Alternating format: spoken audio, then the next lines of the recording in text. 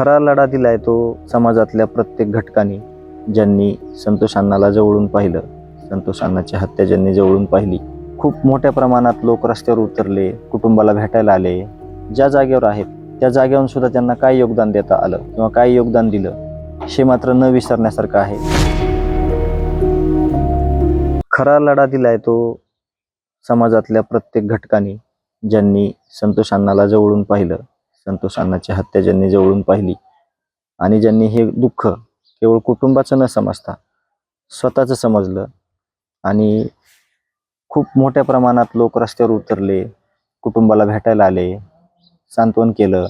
परंतु याहीपेक्षा मी असं बोलेल की खूप मोठ्या प्रमाणात लोक ज्या जागेवर आहेत त्या जागेवरून सुद्धा त्यांना काय योगदान देता आलं किंवा काय योगदान दिलं हे मात्र न विसरण्यासारखं आहे. जिथं आहे तिथून सुद्धा प्रत्येक भावना, प्रत्येक सपोर्ट आणि प्रत्येक या न्यायाच्या लढाईमध्ये जे लढत होते त्या प्रत्येकाला त्या त्या घटकाने एक समर्थ साथ आत्तापर्यंत दिलेली आहे.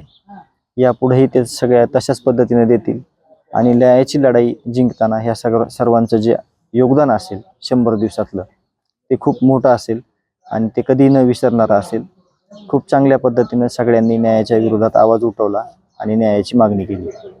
मी आत्ताच प्रसार माध्यमांना बोललो की याबाबत एक पत्रकार परिषद घेऊन त्याचा पहिल्या दिवसापासून आतापर्यंतचा जो काही प्रयत्न आहे त्याला पकडण्याचा, जो काही त्यांनी सगळ्या पोलिसांना गुंगारा दिलेला आहे, आतापर्यंत तो शोधला नाही किंवा तो सापडला नाही, यावर सगळ्यांनी प्रतिक्रिया देणं समाजासाठी हे म्हणजे मी अशी मागणी करतोय.